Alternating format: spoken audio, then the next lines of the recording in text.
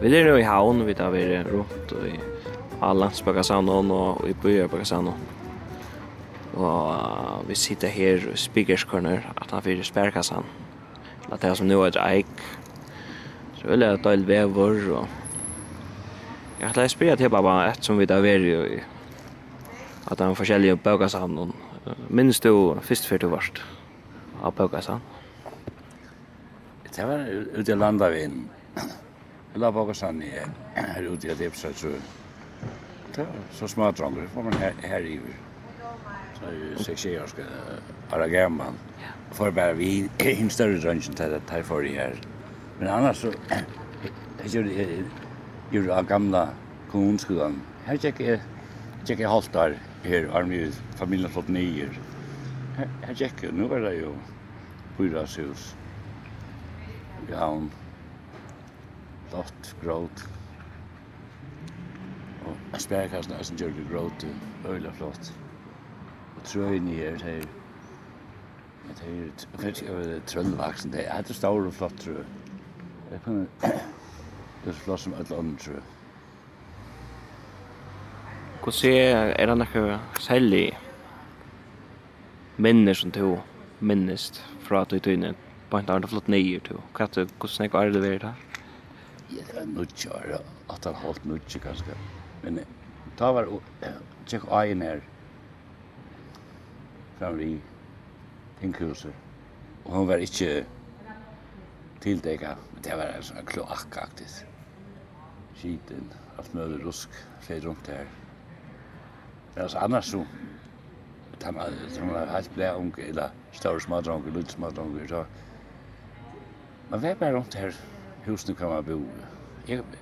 Det här kan man få bo kanske hvis föräldrarna får det inne inte det frälsens här i Laxar och Sundianer. Det står jag vakt någon. Jag var där på munnen, jag fastar för att vaktle. Därför jag skulle hämta att jag spacera en tur. Det ser man, han får i kyrkje kvar en söndag vi han mamma gjorde med att men det var kamraten en tjohån där bor jag runt om här och där fyllde så till kyrkjen och prata i rockning. Han var inte särskilt tyckvande med över. Det var mest för hitta så en kamrat alltså annars var det kursen här så att ni arbetade. Ja, kvar minns du manager Appa. Ja, Stebes Christiansen var det en, ja. Och alltså och Hagge Rein och nej. Jag känner inte mig selv till där men det var en 4-5 som ville se man då bara som valde sig och se man. Och jag känner på en annan från Världsbanien ja. Vi ska föra vända oss åter till det här vi Baugasan. Så vad var starten ta kvartlöka som var populärt? Nej, det är inte. Jag var så smådronker och det var lite Baugasan i munden ut det. Men annars så är jag fullt inför att jag skulle ha brukt Baugasan. En bok kostar risan några pengar. Och det för allt åtköpest av Baugasan och här det på boken så under byllarna. Inte bara ur Danmark men allt i Europa. Ja, man snackar näkert här om att folk gränja om forskjelligt kvart det betala i skatt och kvart det vill brukt till men akkurat det här vi Baugasan det är aldrig en köla när inför det. Ja, jag ska säga att det var onkel nere så spurgade pappa om vad det helt om Castro och Cuba det var där första trusjon och ösing och om Cuba och Fidel Castro och det som hände här. Och han säger att Iron Castro kom till det var 90% av dem som bor i Cuba analfabeter. Och nu är det inte analfabeter efter. Han säger, det här är underverset. Månen vill kunna läsa och inte läsa. Du får om metalligt frälse vi kunna läsa. Du så öppnar en hel alla heimeren folda sig ut hvis du tøymer. Och det är helt annat att så ska man värdera om det är kommunister eller kapitalister eller vad det är. Så kan jag. Regime i Iron är helt som analfabeter. Nu så måste jag bara jag så hade framtiden för sig mot till Iron, ja. Ja, man säger ofta att det är vi kunnlöj i makt på en kramata så vad man där så som Wikipedia det är vi att internet tar alltså öll han mänskliga vidande är ute ja neton till han som vill leva vita.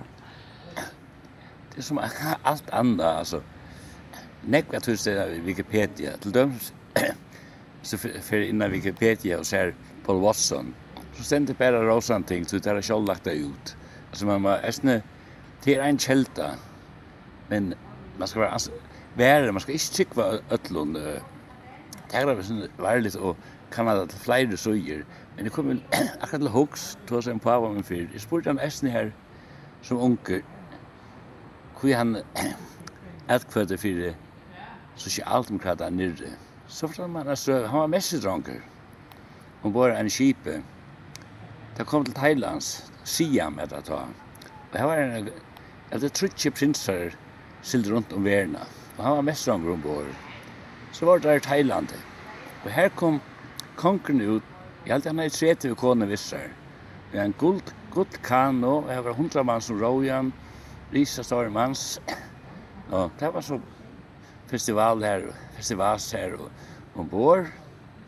Och då han rutade av så tömde han ruskbittnar i Lunningen. Och här låg det så fatat och svomme och åtet här som flöjt runt här. Så det fick handla deras social jävnar med. Alltså säljte han dig appen. Jag var faktiskt inte om han alltså. Ja, han säljte fram 14 år. Och till och vad snackar vi om i alltså i tog kvar är ja det är 28. Då är han så säljte han lugga till första det krutche. Då frågar mamma om hon blev lanti och han fick så arbeta i landet. Och kvar lukar som kvar henne säljte han. Nej, först var han var i Chaltsen alltid, det gamla Chaltsen och jag silt vi såna onkel öka båten. Och så var våra fiskeskipen. Det var bo nere. Han ville torka fisk, jag säger att han var chips. Han fick fisk 60 år om vikna, säger halsen till fisk, utan toskaröt. Det var han och det var enaste. Och han säger, under krönen så heter kocken köpt en grus av Archon. Han var fårar vid fiske. Så var människan slag kodden sista månaden så är det ordentlig grus. Men han har alltså inte finnet kodd den sista månaden. Och så som det är skulle det ha kött. Det smakar eisnig fisk, säger han. Ja. Men det är alltså skulle snacka sen om Lövenborg. Allt det är helt otroligt så stor tydning kocken här ombord. Alltså det var så som kockar. Ja, det du kan inte samarbeta där vi.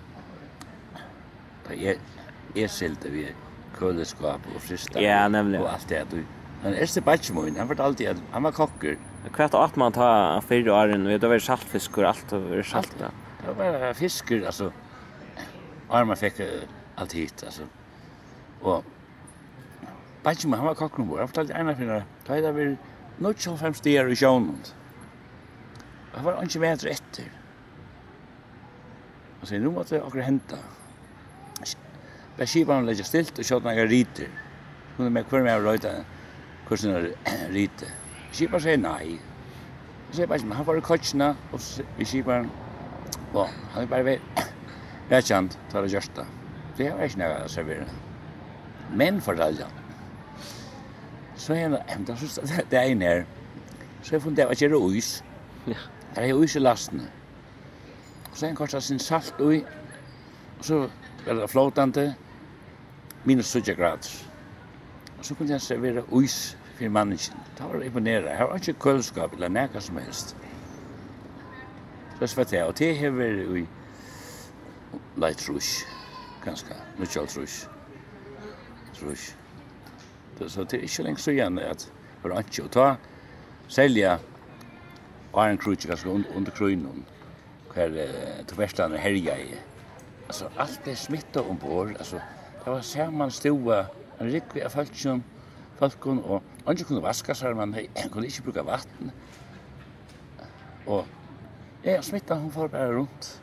Det är faktiskt också om att det vet. Kan man inte följa det vara en stor smittkälta ombord alltså? Ja, det var här de flesta fick smitten. Det är säkert. Minns du alltså det var ju en tunna då ja att det låg vi till Berslund eller hos ej över till han till läktaren. Ej till pappa var så. Nej, jag för han fick smittan som 6 år gammal. Han var för ut och in från 6 till 14 år. Och en fortäljer han sövde en svigerdotter efter den först för hon var hemma till hon. Då kom hon blommor vi. Och han var slett inte blöjer, han hade blommor, för han var där alltid göra för. När jag ser folk observatorien så glad jag så blommor där. Men en annan pappa var inte. Han låg här och jag hade enten 12 eller 13 år. Permanent. Akkurat nøytgifter finnes jeg i baden. Så var han her, og han kom stapp alt i mat. Og konan her, så tørren hver hun la hospitalen, eller sanatorien her. Så det er øyelig hørt vi. Det är så som man inte gör så färum i det så kvar vi det var alla säger antibiotika och vi det var alla säger så att man kommer bli smittad för så var det så en dag då. Jo, men det är som man inte känner sina söver. Ska man så fyrhalta sig alltså det är smartare i havn och det landar vi. Det var natthus bukka i kjallarna. Så jag säger allt det här. Först har begynnt man att göra moderna väs. Och Bruseberg har man inte, Heitvatn har man inte. Och så man inte, utvarsberg var helt inte till, sjåvarsberg var inte till. Det är så min barndom, så ser jag att tjejvarabatten i det. Så är det som andra värld. Alltså vi råbak vi föringar, men här säger jag föringen som du har nu. Alltså det här som är uppe i Heiland. Det är något helt annat än det var ta. Och så spår man om vad sådana begrepp som föringar är. Alltså det är bara nästan geografiskt. Du fötter ett sted och Meira och Anna sitter inte. Så jag ser något om mentan. Akkurat mentan är det. Du får och känner en kick, och inte vet kan mjölken komma fra, man får om man köper en packa av mjölk. Så är det så, och det är som tjejer gammal hej att huxa vi mynter uppe i Heiland. Det var så lite imot till tjejer barn där som hur så allt möjligt att tälte och sjönvarspe och tjejer barn det var ett utmärkt hur New York eller London ser ut ut i detaljen alltså så här kommer här en affär då känner det sig åter. Så jag är inte så en spårvagn, jag är inte en tåg, jag är inte något som helst. Det gör eisne att kan jag umynda mig att sta heilen i brøtte så nekv til man her bruker att huxa vi och göra så mynter av. Alltså vi är en fyrgänger jocken öllun inne i Heiland. Och så allt det är också en tälta som är för utskift allt det som är innan nu och så kan man lägga helt anna och Meira. Hon kan allt det gamla som vi vill. Men det är inte intresserad i utan några ser också blir söv eller så att det är stort lite. Men jag är nog så förnöjd att känna förtuna och så sitter i framtiden så kan man värdera.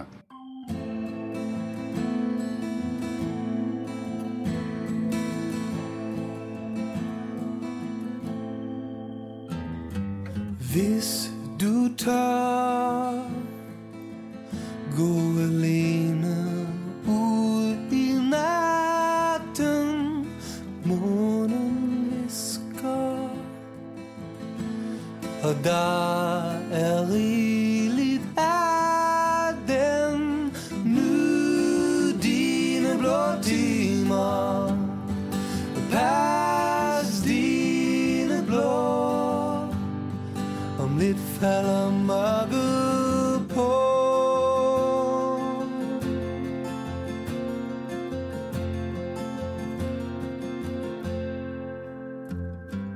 Hvis du tør,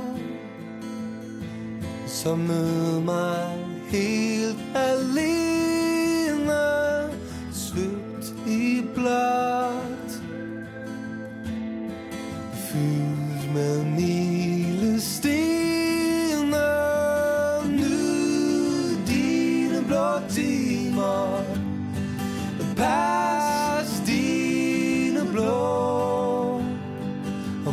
falder mørket på.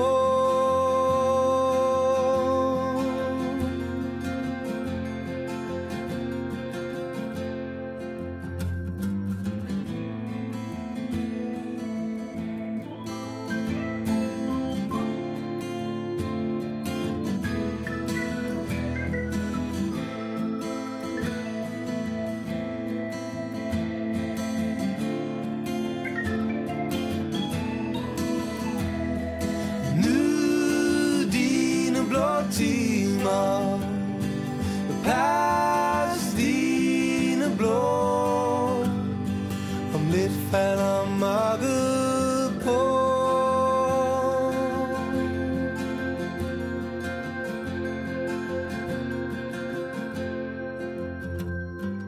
Hvis du tør, så lad munden smage vin og farlig frugt, og læn dig godt tilbage. Nyd dine blå timer, pas dine blå.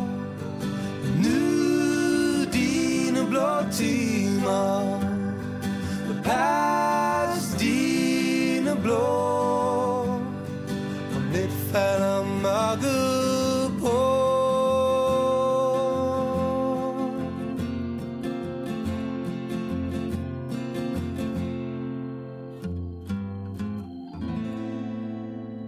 Jeg tror at det gænger frem, og han skal fære til søgene, eller at skak atter etter. Altså, vi har ikke pejlemæssigt til at sige, og endamål, det har man før, det har politiske flokker, som javnarflokken som ville hava akkurst og hine flokkar som ville hava akkurst. Men i det, her, det eneste matstokken, det er penger. Og det er nok så fadagslitt, alltid er. Ja, det er meira penger og meira penger og meira penger. Og det eneste du kan bruka penger til, det er kjeipa fyrir det. Og du kjeipa vil du kjeipa til, annars er det meningsløst at færdla arbeids. Og i grunden er så at man kanskje huske mer om at nu har vi penger nok, og så kunne vi kanskje gira nier på at arbeide i full speed, og innretningen på sin øvelse mat, at vi har samfunnet i råd til det. I stedet for, altså, jeg halte for eindimensionell, bare at tjene flere penger, og kjøpe mer og mer og mer, altså, løyvi det er for trangskikt, egentlig, ja. Løyvi er mer bjøve på. Jeg leser om fyrbrikter som jeg halte japaneren her. Det er ikke akkurat året, men det er fyrbrikter som kan omsettes til årsøkjen at vakna om morgenen. Og det har samband ved det at som japaneren tar livet øyla lunch, det er lenge livet til, ja. Hva det bruker til årsøkjen til at vakna om morgenen, og til øyla negativt, altså tar sett tar vidare öle högt tar alltså de som är äldre på mat. Det är halda till att man kan få erfaring eller att du kan som man säger få vursdom på kramata från de som är äldre. Det var nästan gammalt för att vi för de äldre så erfaringar, men tar ju samfällar vi syns jag brötas att när vänstrut. Det var disse erfaringer man hei og brukelig. Altså, for jeg vet at jeg søva jeg halte det var Sørvei. Det var en appetjene, han kjente fjørene, alle steder han skulle stjupre han være og sånn. Så var det sånn, han finnes jo akkurat ekkolåt i baten. For appan vi ut, og han sier alle tingene her, så kjøpt, så han kunne lese det helt en gang, det var forbi året, han brukte hele løyve på at jeg ville kunder i Jesus, så ble det bare og brukelig faktisk en kvør, og det er så man føler seg nok så nytteløs man kan mata, at hvis du hever noen erfaring som bare vil kassere. Det altså, du blir her uttrykker at tøyen er ferdig fra, tøyen er underfra, men så er det spørsmålet om man kan vurdera på en annan måte att det är nästan töckne alla tøyna. Och det töckne, vi det ett töckne samfälle. Allt en mycket töckne, och det ska vara nutjasta mobil, nutjasta tälte, nutjasta bil och nutjasta i öllon. Så inte vet jag så är det outdated. Gammaldags, lyckar inte, ineffektiver, det är det effektiva. Och så spår man om livet som helt inte har några dimensioner.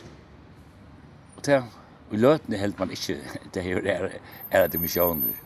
Det kan vara att det är lika som att det är kända pendul, att det kan vara att det svingar åter till hur så några rak ner jag vet inte det är bara några fire hippier men det kan man vill gärna ut av landteater och men det ganska ösnande en dröm om somrar att det kan ta ett rush någon jag vet.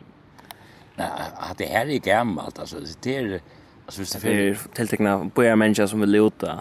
Det är så romantik det är i Tyskland det blir långt vi har ju någon altruism nu i Sverige är romantiken här nu sån touchar rithundar tar så om det och som rent där med det jag hunden det är ju nästan så det är ett harslöv över land med. Ja så det är alltså där ska jag ishingar om så pen skoen vart jag föllna och med häste och äkern där så goler här och såna men jag kan gå att finna en plek från morgon till kväll där huxar jag inte om och det är så större människan som kanske saknar akkurat men du ser eisne tempo i alltså så för ut av landet eller ut av bygd man säger här händer inte nej det som händer det ser hyggligt ut jag vinter ja det ser en båt det är byggt ut av bygd jag vet att hur sitter i båten och när han senast var ute och spekulerar på hur för han ut nu och det ser det också växer och såna grejer så tolka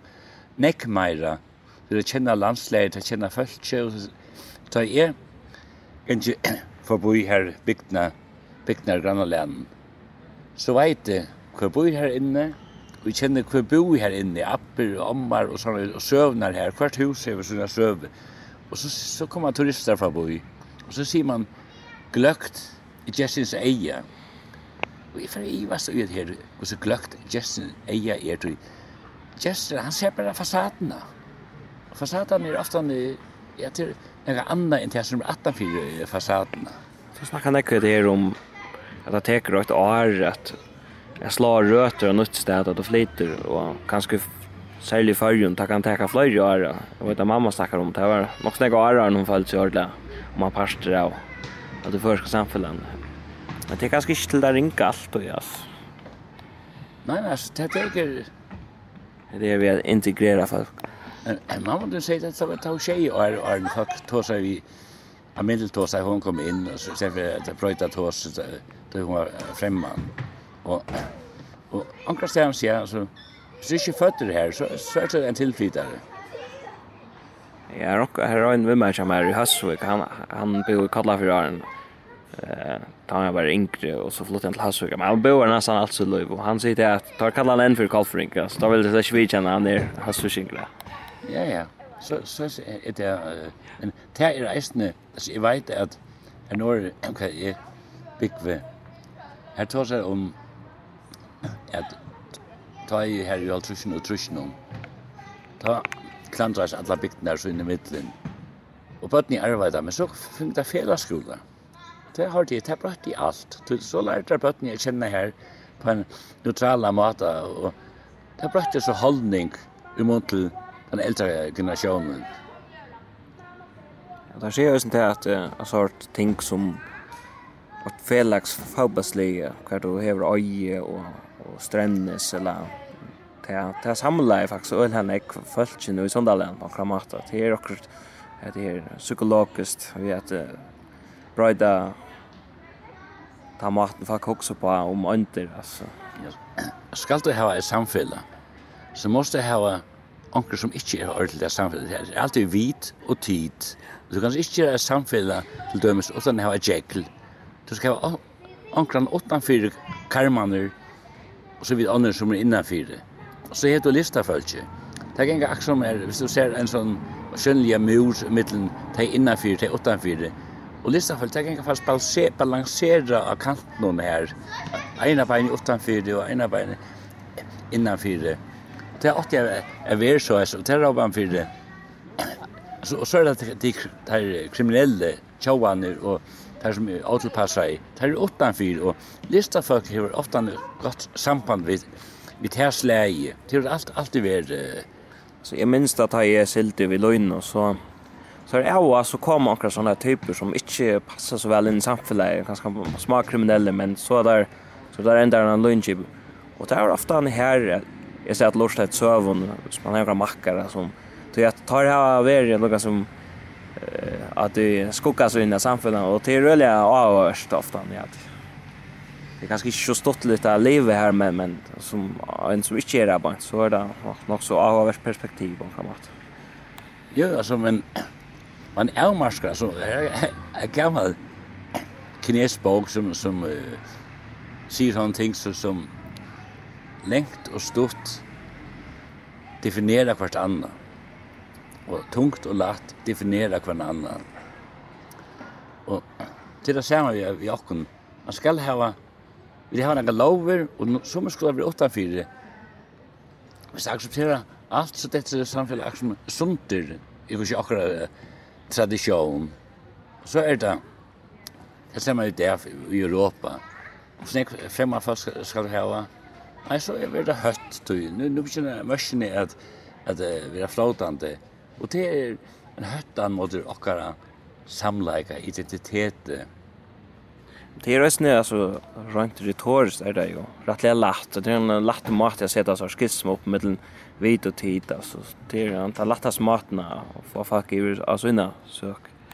Men annars är vi liksom inte till alltså så lägger mest till vi har öliga meningar om det Amerika eller Sovjet eller också och till om 200 miljoner här och 200 miljoner här men det är alltid ett spyrt själva kvar är det att det kan man inte svära på att det är allt för invecklat och komplicerat och för att boka sound och läsa psykologi så hur om vad är så är det alltså 100 meter av boken som till är prei om inte vet vad ett är när vi tar så öliga där bara inte om en det är så en raka så till dömt innanför psykologin och så är det Freud och så är det allt uppe av Kaukons Freud och så är det Jung och alltså det flyter sig alla till det är så en raka som motarakt det samma som i pedagogik eller öron alltså det är snurt här inne i 20 år.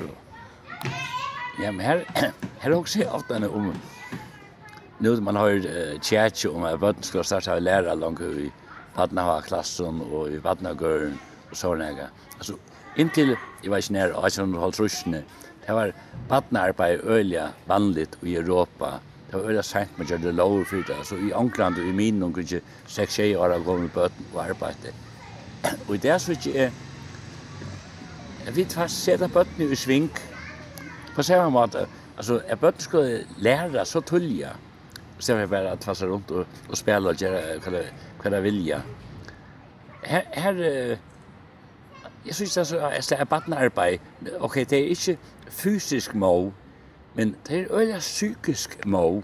Alltså jag läser man den här nutja skolreformen i politiken så här är det vi snackar också vet en manlig skola där vi har en sån närmare han kan vara uppe i alltså han kan ända klockan 4 om dagen från 8 så är det värsta skola Atlant samma dagen och så ska det ganska uska utdrag klockan om trycker sig att han tar liv i skolan och det är alltså för mig överskar att som har varit öliga hash program på kramata så tränar jag så falskt upp till att vara så jag watch det är alltså det är sån att det så det är girius ner vad säkna maskinerier och vad jo här problemet är att det är inte problem men Roger det är vi ska tjäna upp alla fler pengar och så måste vi så där.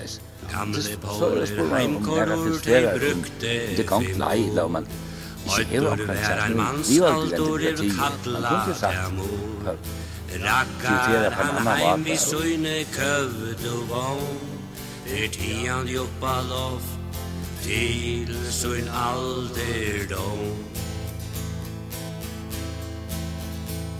Under Ruslande han struttes ta i landet vær rundt. De veier hestet tætje vær tungt. Han silde ta bøvor inn og i græset stod tungur. Kom attor til spekan, edla bleiv hungur. Da jaunar menn byrja og han rattet heimun legva. Settist ui rong vid heimun regva. Struje fekk meining av styrstje og hita. Framtøy en etjande og i vånon la lita. Han vet vær gåvor, hjärsta slå tøyt. Hål vær sterskor, anlide blod. Og i danse han sa at vi ei og så heid. Da jeg sluppnar stemde ut og etter seglen og leid.